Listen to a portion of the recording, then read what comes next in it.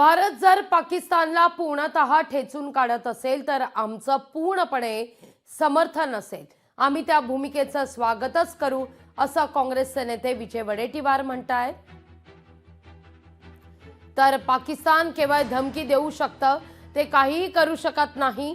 दुसऱ्याच्या कुबड्या घेऊन दुसऱ्याच्या मदतीनं अवकात दाखवण्याचा पाकचा प्रयत्न असतो।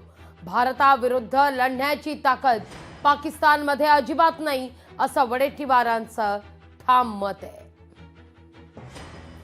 कालपासून सीजफायर अजून कंटिन्यू आहे। हे पोकळ धमक्या देते। पाकिस्तानमध्ये काही दम राहिला नाही। पाकिस्तानामध्ये लढण्याची ताकद नाही, केवळ धमकीच देऊ शकतात, ते काही करू शकत नाही।